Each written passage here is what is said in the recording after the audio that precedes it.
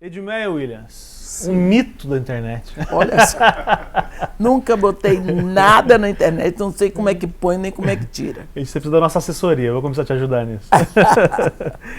Edmeia, obrigado de verdade por receber aqui. Pra gente, até a gente se sente meio invadindo o espaço, um território meio sagrado, que é a casa das pessoas. Depósito. Isso é muito legal. Você estava comentando que a sua casa começa o ano talvez mais ajeitadinha. Mas sem comparação. Depois do Natal ela fica linda. Aí depois começa... Que a senhora vai recebendo... Vai comprando ou recebe doação? Eu compro. É tudo comprado, pastor. A senhora vai aproveitando para comprar durante o ano, boas promoções? Eu vou comprando, eu vou vendo onde tem promoção e vou trazendo. Daqui para o final de junho, aquilo ali ninguém vê. Aí eu começo a fazer. Eu faço primeiro os que eu chamo os toiletries, são as sacolinhas com pasta de dente, escova, sabonete, shampoo, condicionador, desodorante, assim. Isso a senhora falou que dá, inclusive, o ano inteiro, né? É o ano todo. Para aquelas crianças específicas da Marta e Maria. Aquelas crianças lá da casa de Marimar. Que a gente está em Maria e Marta. Maria e a gente está com quantos lá? 138. Que loucura, né? Que loucura. A senhora pensou que fosse tão difícil? Não? Se eu soubesse que ia ser assim, eu não tinha nem começado. Mas Deus a senhora quis dizer isso mesmo? Quer cortar? Deus, se eu soubesse que era assim, não tinha começado. Mas Deus me conhece, sabe da minha fraqueza. Então Ele foi botando aos poucos. E eu mesmo fui querendo. Depois que eu percebi que era Ele que estava querendo. Eu tenho uma frase que eu costumo dizer. Eu te chamo de Edmeia? Edmeia, esse é o meu nome. Edmeia, que eu costumo dizer que a gente ajuda menos ou se envolve menos. A gente ajuda menos porque se envolve menos. Eu não acho que alguém que realmente crê consegue ter uma conversa com uma família que não tem o que comer e vai embora e esquece do assunto. Não é possível isso. Então, é isso mesmo? O pensamento está correto? Eu creio que é assim, porque você tem uma pessoa que habita dentro de você e essa pessoa geme. Essa pessoa geme pela fome, essa pessoa geme pela sede. Essa pessoa é viva, foi Ele que criou. E Ele não criou ninguém para passar fome. Então, de dentro de você Ele geme.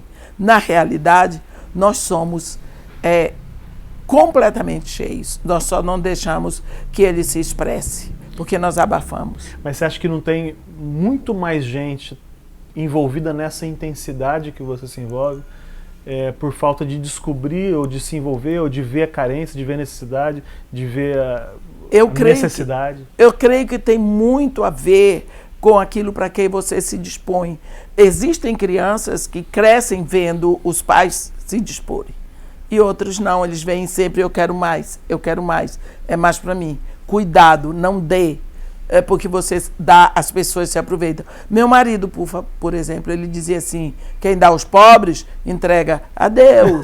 Então ele dizia, eu pago meus impostos, o governo que se vire. Entende?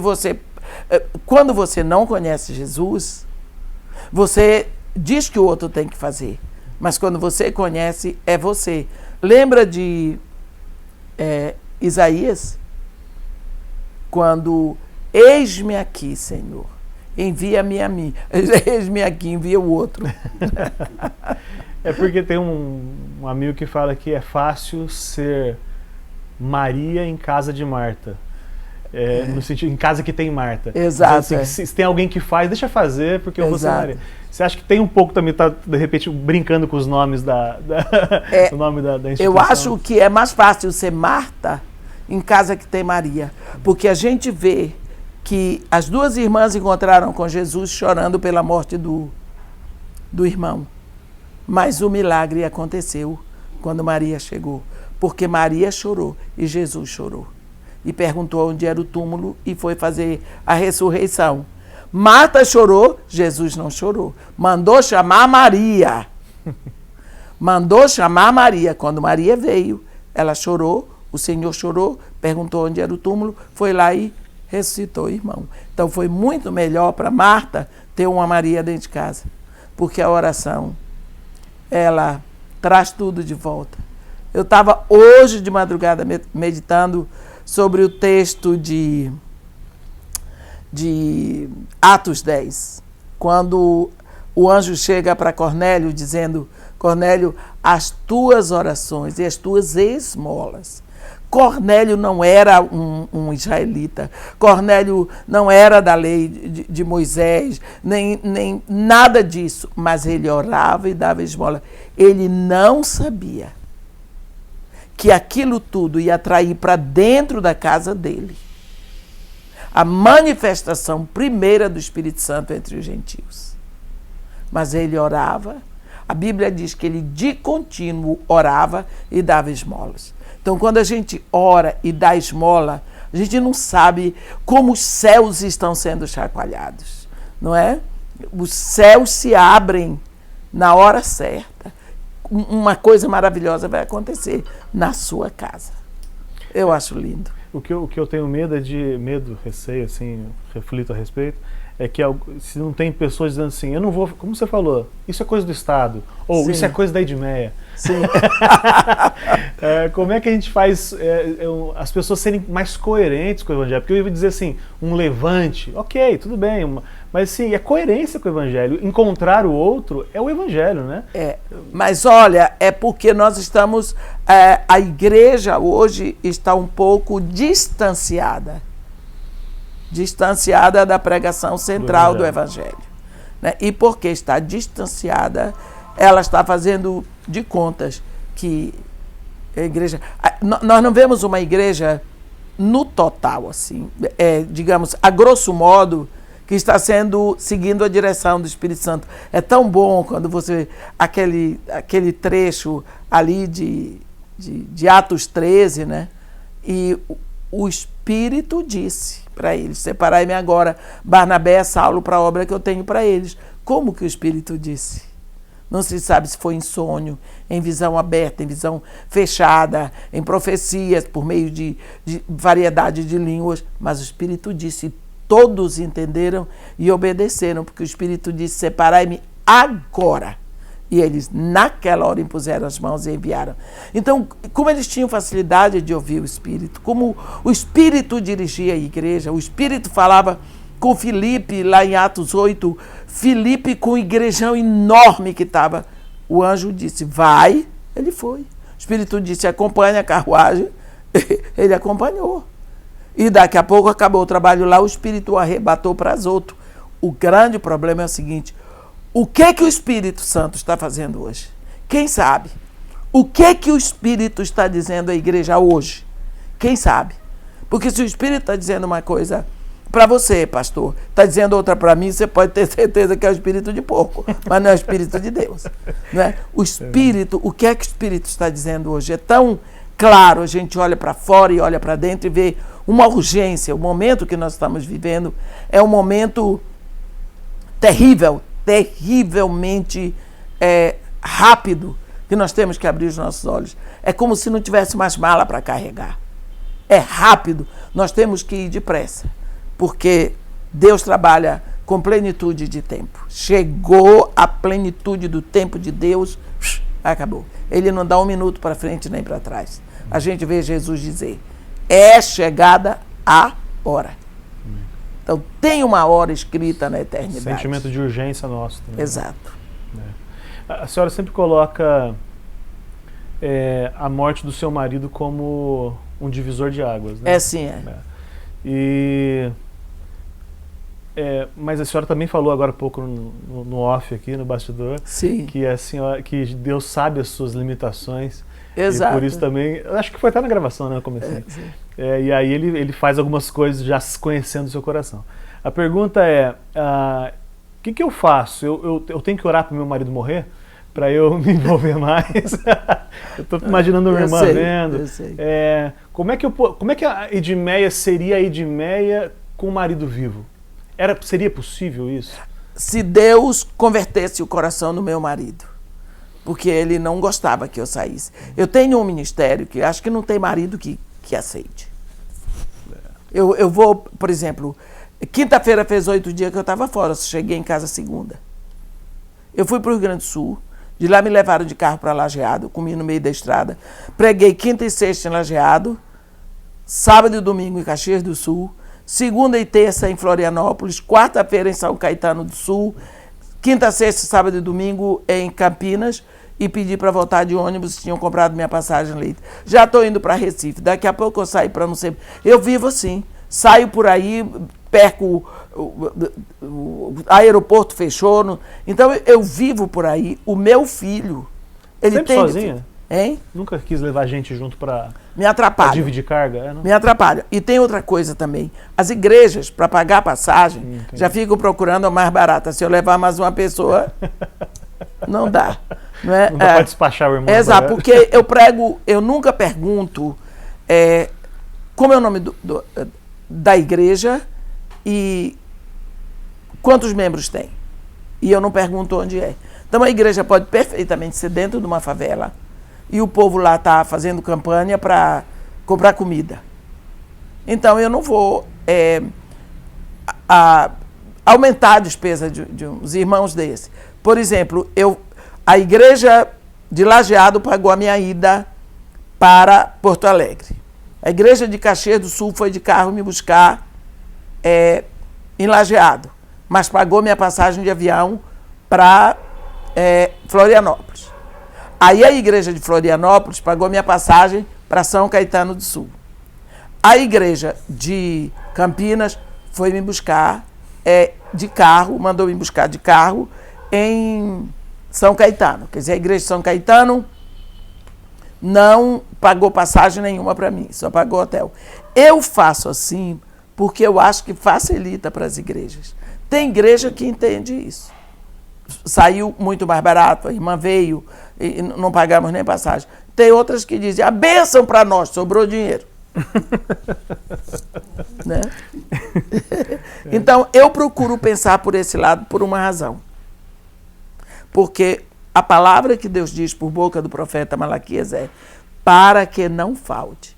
Então, eu procuro não dar o mínimo acréscimo para os cofres da igreja, porque eu sei que a igreja tem outras coisas para fazer. Meu irmão, eu mando dinheiro daqui para alguns missionários que estão lá passando dificuldade. Eu fui pregar em país na Europa, onde eu tive que ir de ônibus para o aeroporto, e o pastor não tem carro. Ora, hoje, qualquer pessoa, o pastor trabalha nas casas dos outros, ele faz um trabalho lindo, mas não tem dinheiro. Como é que eu vou ficar aqui abusando, exigindo passagem de primeira classe, quando eu tenho irmãos que estão na frente da batalha, passando dificuldade? Eu não consigo. Eu digo para você que dentro do meu coração tem um espírito que geme, que chora, que se alegra. É aquele sentimento do Urias, o Eteu. Se não é justo eu dormir com a minha esposa e todos os meus, os meus companheiros lá. Pois é. Então eu penso muito isso, eu creio que isso está faltando um pouco. Hoje em dia, para você ser muito bem no ministério, você tem que ter tudo o que os ímpios querem ter. É pecado ter dinheiro? Não. É pecado viajar de primeira classe? Não. É pecado ter o melhor carro? Não. Eu não acho que é pecado, mas eu acho que você não está cheio do Espírito, que é o que o Espírito deseja, quando você esquece as coisas que Deus não esquece. Por exemplo, lembra do tempo que Deus estava chorando porque o povo de Israel o tinha desprezado, né? Israel era a esposa, a nação amada. Ela o desprezou por causa de Baal. Entrou aquela Jezabel, que é prima irmã do capeta, né? E ela desviou o povo todo para Baal. Ora, Deus foi traído no coração. Bem, eu digo que Deus chorava, mas é mais uma expressão minha assim. E teve um homem na terra que sentiu a dor do coração de Deus e ele começou a chorar também. Elias, quando aparece Elias, o tesbita, ali em 1 Samuel 17. Ele aparece sentindo a dor do coração de Deus. Quando Deus olha e vê um coração que geme a dor dele, ele diz, então é você. Então você vai lá no rei, mas você vai ser preparado, vai para Querite. Quer dizer, Deus vai preparar alguém para ser a boca dele na terra. Mas ele encontrou antes um coração... O coração de Elias. Aí Elias vai sofrer. Porque Elias vai ficar mais de 1 ano e meio comendo comida de bico de corvo. Corvo baba. Pão e carne e bebendo água da fonte. Secou, talvez Elias pensou, estou pronto. Não, agora você vai para Sarepta, que é muito pior. E assim foi. Quer dizer, Deus preparou 3 anos um homem para um avivamento. Querit significa aliança, fidelidade. Elias foi aprender que Deus é fiel, que ele estava lidando com Deus fiel.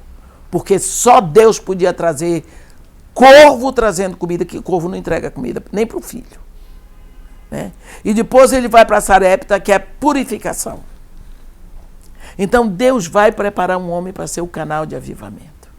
E depois ele vem, nós vemos aquele grande confronto com os profetas de Baal, o poder de Deus ali, a maravilha. Depois a gente vê uma cena que só Deus, porque Elias ali se esforçando na oração e o rei comendo. Tudo bem.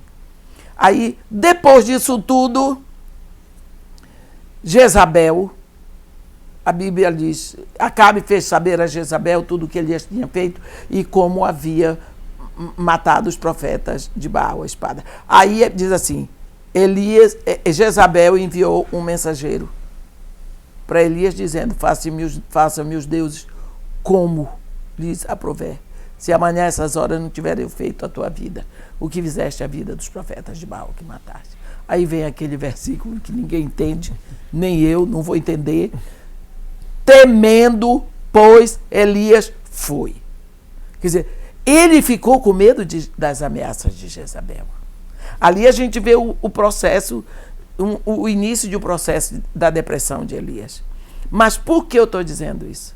Eu estou dizendo que Deus preparou um homem para ser o canal de avivamento, com alimentação própria, no lugar próprio, bebendo água da fonte, sofrendo, passando na solidão, indo para um reduto de Baal, que é Sarepta, e passando as dificuldades que ele passou. Hoje o pessoal, todo mundo quer ser canal de avivamento, mas sacudindo o seu Rolex, usando a roupa do Hugo Boss, viajando nas primeiras classes, indo nos melhores restaurantes. Então, é difícil de entender. Eu sei que Deus não me chamou para entender ninguém, para amar, mas eu gostaria de ter exemplos. Mas existem, graças a Deus, existem 7 mil, existem. Que não se curvaram. Também. Exato. Também. Tem o Asaf, acho que eu gosto demais do Asaf.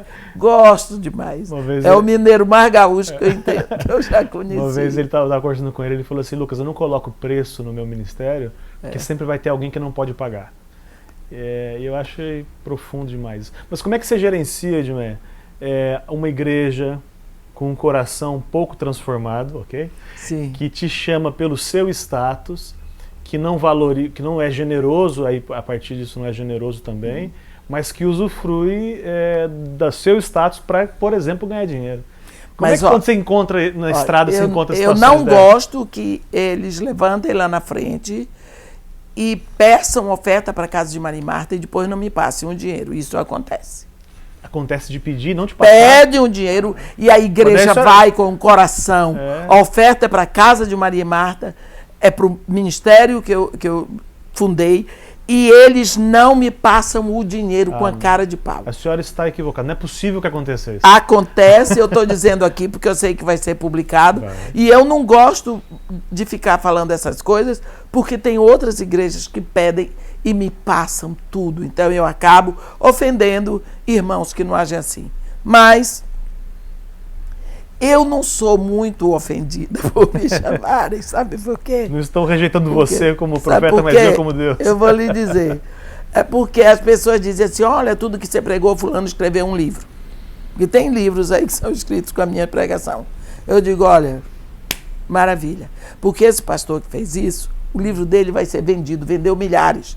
E a minha pregação não vai vender milhares. Então ele vai alcançar muito mais pessoas com a minha pregação do que eu. E outra coisa, eu plagiei tudo. Toda a minha pregação é plágio. Eu estou plagiando de Moisés, Muito de bom. Elias, de Paulinho de Tarso, então, Jesus Cristo, eu repito tudo. Pode ir lá na Bíblia que está escrito. Pode confirmar lá. Pode, que tá eu tudo fui uma claro. vez para a Bélgica e a mulher não queria pagar a minha passagem, porque eu fui na igreja dela para repetir o que está escrito na Bíblia. Porque se eu vou repetir, é só chamar o povo e ler o A povo. senhora está de brincadeira. comigo. Foi, não quis pagar a passagem. Meu Deus do céu. É. Me diga o nome, vamos publicar o mentira, tô brincando. Entende? Eu Não, mas uma creio- pessoa tem coragem de sentar e falar isso pra você? Fala, porque queria que eu fosse. Porque eu tenho Queria que essa pinta. Eu tenho uma pinta de mãe de santo. Preta, com esse corpito aqui, entende? Esse sotaque, esse jeito. O pessoal não entende que eu me movo muito, porque eu sou negra. O pessoal não sabe. Eu sou negra, eu prego como negra. Eu chamo a atenção como uma vovó negra, entende? Então, às vezes, as pessoas me chamam e têm a expectativa de que eu vou botar a mão, que eu vou fazer o povo rodar. Eu não sou assim. Mas então, se eu não faço isso, eu não sou do sapatinho de fogo, eles ficam entristecidos. Né? Eles ficam entristecidos. Eu não sabe. Meu ministério é ensino da palavra. Amém. E eu gosto só da palavra. Edmeia, aquela primeira criança, daquele dia, você indo embora, Porta da igreja. na porta da igreja, que até, acho que sem querer, voa um pouco de lama nela. É, sim. Né? Ela tem nome? No sentido assim, você descobriu ela depois? Você achou essa criança depois, não? Essa criança, ela é a criança de todos os anos. Essa criança foi o chamado e a direção para onde Deus queria que eu fosse. Essa criança existe em algum lugar. Eu acho que é no coração de Deus. Deus estava me apontando a direção. A direção eram crianças numa favela que foi o porteiro da igreja só estendeu a mão para o lado direito, me apontou o lugar. É para lá, é lá que você vai encontrar essa criança. Mas essa criança, ela é uma criança que sempre vai ser aquela criança. Pessoalmente, eu não encontrei aquela menina. Ninguém sabia de onde apareceu. Mas eu creio que foi Deus me indicando. Então, essa criança é a marca do ministério. E eu descobri depois que aquela criança fui eu, quando eu era menina. Eu era daquele jeito. Pobre, negra, magricela, não vendia coisas. Lógico, nem andava de sandália havaiana. Mas aquela criança teve muito a ver comigo. É uma criança que está no meu coração. Existe muito isso na minha vida. Por exemplo, ali foi aquela criança. Mas lá no Iraque foi uma menina de 9 anos, Suheila, que abriu para mim o ministério. Foi ali que houve a minha conversão. Então, minha vida tem muito a ver com criança e com menina, principalmente. E eu me sinto tão bem, mas eu me sinto tão bem com crianças. Eu posso ficar no meio da pivetada, entende? Eu me dou muito bem com essa gente. Eu tenho dificuldade com idosos, porque o gente chata. Eles são manipuladores, eles se queixam, eles são amargos, eles aumentam as coisas. Eu não gosto de velho. Idoso ainda coisa, mas velho... Agora, criança eu gosto. Eles me dizem as coisas mais incríveis do mundo. Eles falam para mim as coisas que eles não falam para ninguém. E minhas netas, eu sou louca pelos meus netos, que eles dizem as coisas que eles não dizem para ninguém e eu vou engolindo, porque eu acho interessante. Essas crianças que já há muitos anos já, né? Desde 90 e... Desde 1990. 90. Então, muitas crianças hoje são quase velhos. Tem muitos pastores. Isso que eu ia saber. Você mantém contato com esse pessoal? Tem, de vez em quando eles aparecem para buscar um abraço. Que legal. Ou para comer a comida de lá. Eu tenho pastores, tem advogados, jornalistas, arquitetos, fisioterapeutas, gente trabalhando no metrô. É tão interessante que às vezes eu chego num lugar, tem uma opção deles. E é tia. Cada rapaz enorme. Eu olho para a cara deles, entende? E nós viramos crianças, porque eu sempre fui criança com eles. Jesus falou que os pobres sempre vão existir. É, sim. Provérbios fala que Deus criou o rico e o pobre. É. A pergunta é possível ter dignidade na pobreza? Tem dignidade, assim como tem indignidade na riqueza. Não é? Mas quando Deus diz lá, porque pobre sempre haverá sobre a terra, por isso eu te ordeno que livremente estendas a tua mão para o teu irmão, para o pobre e para a necessidade. E Jesus diz, né, pobre sempre haverá sobre a terra, ele repete o versículo lá de Deuteronômio. Mas eu acho que quando Deus diz assim, porque pobre sempre haverá sobre a terra, quer dizer, o desafio está ali. O desafio está aí. Você não pode dizer que não fez, porque na sua época não tinha. Não é a permanência desse estado, mas exato. é porque... É a oportunidade que você vai ter de estender a mão. Amém. Né? Então nós temos sempre essa oportunidade. Edmir, eu queria que você contasse, porque eu não acreditei quando eu ouvi algumas vezes você contar, e de repente eu consigo te... Você consegue me convencer que é verdade. Não, mas eu achei fantástico a história de que você chegou no morro e os traficantes todos ouvindo música gospel. E não... Esse é engraçado. Conta essa história pra gente, pra galera lá. É engraçado porque de vez em quando eu não posso falar muitos detalhes disso, porque sabe como é que é, né? Tem coisas que a gente não pode falar, mas eu vou dizer. E tinha lá a boca, e eu sempre boto o meu carro no mesmo lugar, né?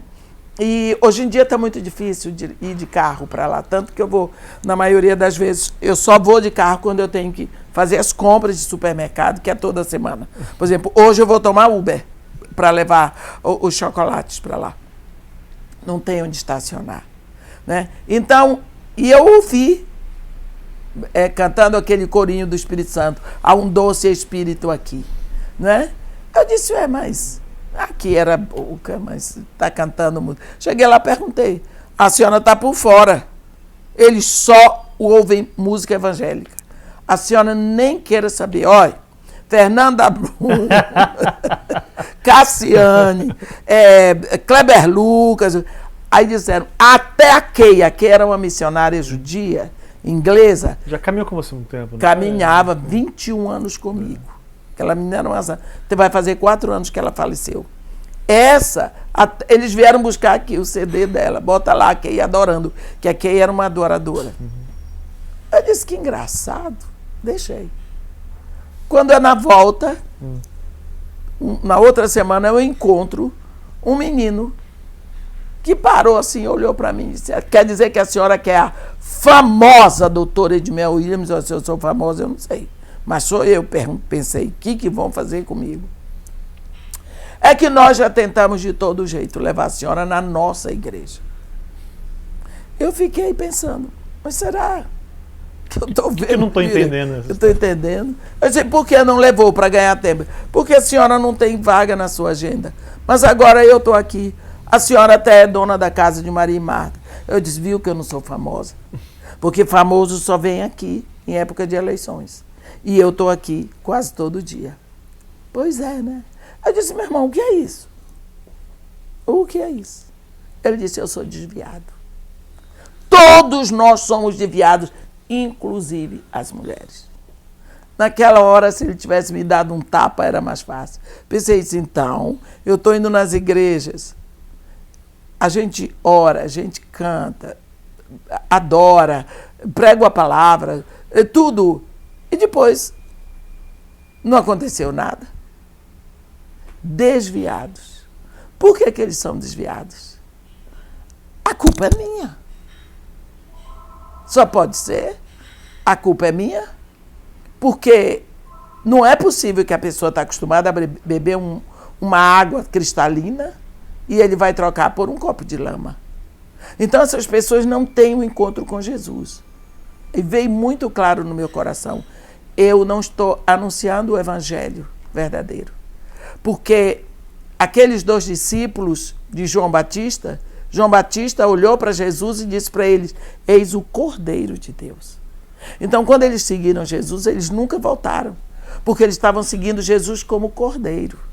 Ora, se eu sigo Jesus como Cordeiro, eu sigo Jesus pelo que ele já fez por mim. Ele já morreu na cruz, já levou minha maldição. Ele já me fez filhos de Deus. Então está tudo pronto. Eu não sigo Jesus pelo que ele vai fazer, mas eu sigo pelo que ele já fez. Então eu sigo com gratidão. Aconteça o que acontecer, ele já pagou o débito. É como se eu tivesse que trabalhar para você hoje na sua empresa, só que você já depositou na minha conta o dobro ou o triplo do salário que eu vou ganhar. Então eu sigo para você, mas você já pagou tudo. Então eu tenho que trabalhar por você com prazer, porque você fez por mim uma coisa que ninguém faria. Então eu vou com prazer, com fidelidade, vou seguindo você. Então, se esse Jesus for anunciado como Cordeiro de Deus, como João Batista fez, o homem fabuloso, né? Então aqueles discípulos nunca mais largaram Jesus. É que isso que você falou, na boca de alguém que ainda não entendeu a graça, vai dizer que já que eu recebi, então eu vou embora, não vou trabalhar esse mês, já que eu recebi 3 vezes. Pois é, mas eu não sou desse partido, não. eu sou do outro partido. Mas é que a gente encara muito isso, muito esse discurso, quando a gente fala da graça na nossa igreja. Pensa da graça barata, né? Do oba-oba. É tão intenso esse negócio que uma das coisas mais difíceis hoje em dia... eu estava conversando outro dia com um rapaz que estava falando comigo negócio de eleição e predestinação. Eu não sei porque é que as pessoas encontram tanta dificuldade ali em Efésios, e ele estava defendendo uma posição que Deus predestinou alguns para o inferno. Eu disse para ele, olha, não é possível, Deus não é burro. Deus também não é burro. Como é que eu vou ter o trabalho de criar? Porque o único Deus criador que existe é Jeová Elohim. É o que tem em si todo o poder para a criação. Como é que eu vou ficar criando uma coisa para dar para o diabo? Eu não vou fazer isso. Será que Deus é mais burro do que eu? Eu vou ter que ensinar ele a não perder tempo. É muito fácil o que está escrito aqui. Deus nunca predestinou ninguém para o inferno. Pelo contrário, a Bíblia diz, porque Deus amou o mundo de tal maneira. E aqui não diz que ele amou a igreja, aqui não diz que ele amou Israel, aqui não diz que ele amou os santos, aqui diz que ele amou o mundo. Ele deu o seu filho. Agora, quando Paulo escreve, porque era sobre a carta aos Efésios, eu disse, você tem que aprender a ler o primeiro versículo. O grande problema hoje está que nós não lemos, nós ouvimos qualquer coisa. Por exemplo, não tem tanta gente com problema para ler Apocalipse? Ora, o problema de Apocalipse está que o povo não leu o primeiro capítulo, o primeiro versículo. O primeiro versículo diz que é revelação de Jesus Cristo. Amém. Não está dizendo que é revelação do arrebatamento, revelação do anticristo, revelação das bestas, não. É revelação de Jesus Cristo. Então o livro é Deus o Pai revelando o Filho para João mandar para nós. Se nós entrarmos nesse caminho, nós vamos embora, até que lá no final nós temos o quê? O Espírito e a noiva dizem, vem. Então, está tudo revelado. A revelação começa no versículo 12, termina no capítulo 22. Agora, ali em Efésios, a Bíblia diz, Paulo, apóstolo de Jesus Cristo, aos santos. Aquela carta é para os santos que estão em Éfeso. É só para os santos, não são para os adoradores de Diana, não são para os marinheiros que estão lá chegando para procurar prostituta cultual. É só para os santos. E santos são aqueles que já têm o Espírito Santo. Amém. Mas ainda estão vivos, porque eles iam ler. Né? Então, o santo não tem esse negócio, é porque foi canonizado. Não existe isso. Que vai mandar uma carta para quem já morreu, não teve poder para ressuscitar. Que isso? Então, aquilo ali, Paulo está dizendo que é para os santos. Então, tudo o que ele vai dizer na carta aos Efésios é só para os santos. Então, quando os santos ouvem isso, ele está dizendo, olha, vocês foram eleitos, mas com um propósito. Deus elegeu vocês para ser santo e irrepreensível. Essa é a predestinação de vocês. Né? Então, não tem dificuldade nisso, mas as pessoas parece que gostam de botar um peso onde não tem. É porque quando a gente fica perdendo tempo com isso, a gente não vai descobrir a criança. Exato. Na porta da igreja, a gente fica perdendo tempo. Exato, fica Lá, o que está escrito, está escrito. É muito simples. Doutora Edmeia, Sim. qual é a maior dor? Estamos encerrando já. Sim. Qual é a maior dor e o maior sonho da Edmeia? Olha, o meu maior sonho é ainda poder ver meus netos indo à frente nessa igreja do século XXI. Eu vejo meu filho e minha nora fazendo um esforço imenso para manter filhos, os 3, num colégio onde eles vão e já falam inglês sem sotaque. Para eles lerem, escreverem, entenderem, falarem e manter as crianças nesse caminho. Porque eu tenho certeza que a igreja do século XXI vai contar com os meus profetas, os 3, né? E esse é o meu sonho, é ver os meus netos assim, operantes totalmente no reino do nosso Pai, porque eu sei que é a única coisa que vai servir para eles. Única coisa. Lembra de Isaac? Isaac, a Bíblia diz que Abraão deu algumas coisas para os filhos, que ele teve com Quetura, coisa, mas toda a riqueza dele veio para Isaac. Só que Isaac podia ter perdido toda a riqueza dele no deserto, quando foi expulso da terra de Abimeleque. Quando foi expulso da terra de Abimeleque. Porque ele vinha atravessando o deserto. E quem é que tinha no deserto? As caravanas dos ismaelitas, que saqueavam tudo quanto é caravana, para vender no mercado escravagista. Foram eles que venderam José depois, lembra? Então, quando a gente vê isso, ele podia ter perdido tudo. Lá no final, quando eles encontram o Reobote, que eles vão para Berseba, a Bíblia diz, na mesma noite lhe apareceu o Senhor e lhe falou: ei, Isaac, sou eu, o Senhor, o Deus do teu pai, Abraão. Não temas, porque eu estou contigo, te abençoarei, multiplicarei a tua descendência. O que que deu? Por amor de Abraão, meu servo. Isaac, eu vou fazer tudo para ti. Eu não sou o teu Deus ainda, mas eu vou fazer por causa do teu pai. Porque o teu pai investiu pesado me servindo.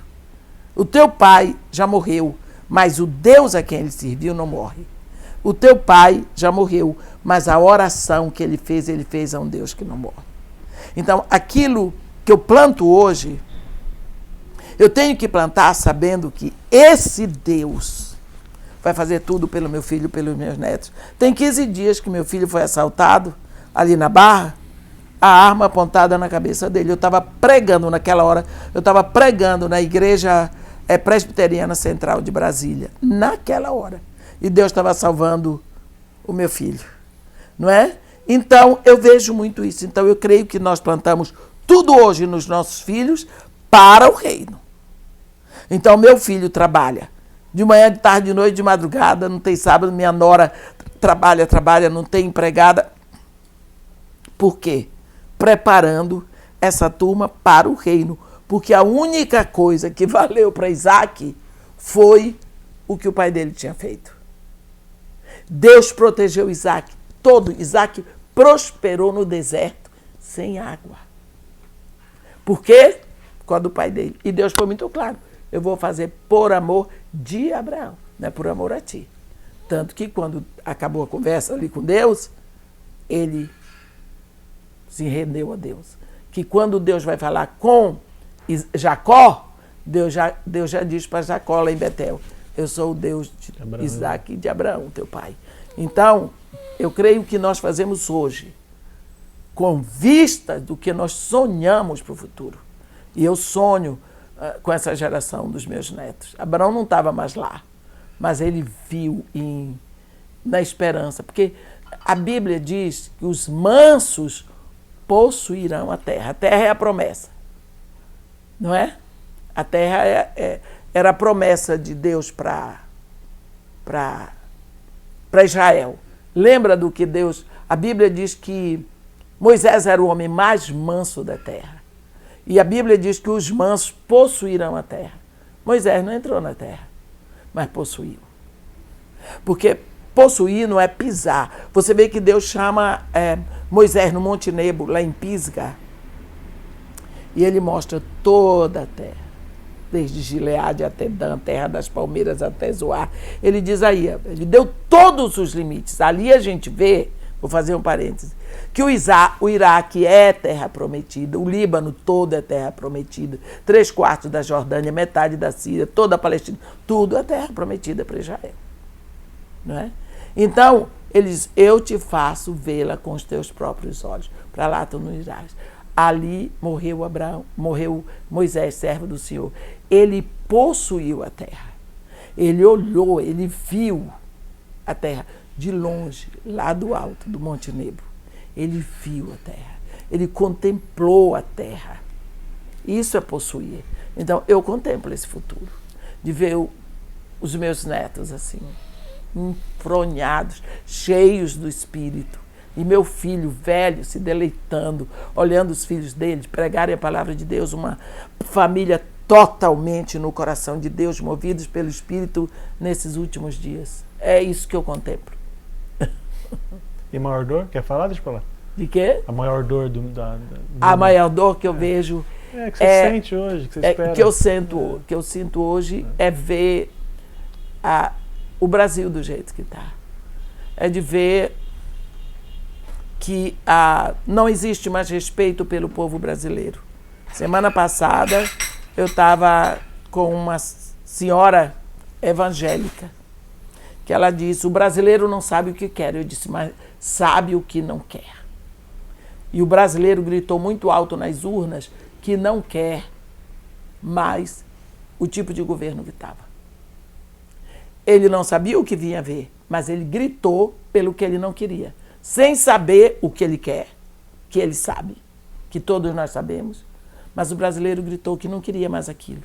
Só que aquilo que o brasileiro não quer agora se levanta, porque não respeita o povo brasileiro. Então, nós vemos um presidente que eu não conheço, que nunca ouvi um discurso desse homem. Eu não entro nas redes sociais e o pessoal diz que ele fala muito pelas redes sociais, mas eu não sei nem como é que entra, nem como é que sai em rede social. Entende? Então, a gente vê um homem que foi esfaqueado, que sofreu. Ele sofreu dores. Ele teve medo de morrer e deixar filho, mulher e tudo mais. Esse homem é homem. Mas esse homem foi eleito pelo povo brasileiro. Como eu digo, eu não o conheço. Eu não votei nele, eu nem no Brasil estava. Mas é a vontade do povo. Nós precisamos orar para que, através desse homem, Deus faça uma obra na nossa nação. Porque do jeito que as coisas estão, não podem ficar. Mas Deus não manda paz do jeito que o mundo quer. Não se faz a paz fazendo guerra, derramando sangue, levantando falso testemunho dos outros, incitando o povo para violência, abrindo margem para armas para matar os outros. Não é assim que Deus faz a paz. Deus já mandou. O príncipe, o rei da paz já veio e deixou a paz para nós. Nós não bebemos essa paz. E isso é a dor do meu coração. E quando você chega numa igreja e você vê pessoas fazendo política para o antigo regime, que não era de Deus, era de inimigos de Deus, ou a favor de um regime que pode vir e que também não é de Deus. Nós, como filhos de Deus, estamos aqui para fazer a diferença. Então, nós vemos a politicagem dentro da igreja. E isso me dói o coração. É a minha maior dor. É de ver, chegar numa igreja e perguntar, o que é culto? As pessoas não sabem o que é culto. Eles acham que culto é uma reunião. Não é. Num culto você vai para entregar a sua adoração ao seu objeto de adoração, que é Deus. Tudo que passa ali é Deus. Agora você vê, chega lá, um cara pulando e dizendo, eu sou uma voada. Essa música é boa, esse é um hit ótimo. Pois é, o ritmo é maravilhoso, o povo pula, o povo dança. Ele não sabe que está diante do trono de Deus, desculpa, adorado por querubins e serafins. Porque eu nunca imaginei que eu ia te ver cantando Era Pipa Voada. Mas eu sei de coisa, você precisa ver o que eu ouço das minhas crianças. Eu já lhe disse que eles me dizem coisa do arco da velha. Então, ele não sabe que ele está diante do trono de Deus, onde os 24 anciãos depositam suas coroas, aonde tem toda uma adoração. Nós invadimos aquela adoração, para entregar a nossa adoração, porque Deus está sendo adorado por toda a eternidade. Ele criou anjos e arcanjos e serafins e uma milícia celestial para adorá-lo. Então eu chego ali para entregar a minha adoração fazendo essa palhaçada. Não tem condição. Doutora Edmeia Williams, você vai estar na nossa conferência, dia 20 de junho. Se Deus quiser. E o tema é graça. Eita. Gostoso, né? Muito bom. E o texto talvez base é assim: aproximemo-nos com toda confiança do trono da graça, onde receberemos misericórdia e encontraremos graça para nos ajudar quando for preciso. Coisa boa. Fala o que você quiser falar aí. Continua. Esse já é o último do capítulo. Não, a leitura, né? Eu queria que, com toda a liberdade, a irmã convidasse os irmãos para estarem junto lá, porque... E aí pode olhar para a câmera mesmo. É um assunto muito deturpado, porque às vezes entendemos que porque é graça, é de graça, é barato. Né? Graça é o favor de Deus. Nós estávamos mortos nos nossos pecados e delitos, nem poderíamos escolher a Deus. O próprio Jesus olhou no rosto dos seus discípulos e disse: ei turma, calma, não é assim. Não fostes vós que me escolhestes a mim. Pelo contrário, viu? Fui eu que vos escolhi a vós e vos designei. Aí vem a eleição e a predestinação para ser diz, para fazer, para que vades e faça o seu trabalho e o seu trabalho permaneça. Né? Então, a graça é exatamente isso. Tem uma historinha de uma princesa que beijou o sapo e ele virou príncipe. Pois é, eu acho que tem muito a ver com a graça. O Deus eterno, todo-poderoso e santo, vir da sua altura, pegar o sapo, que somos os pecadores,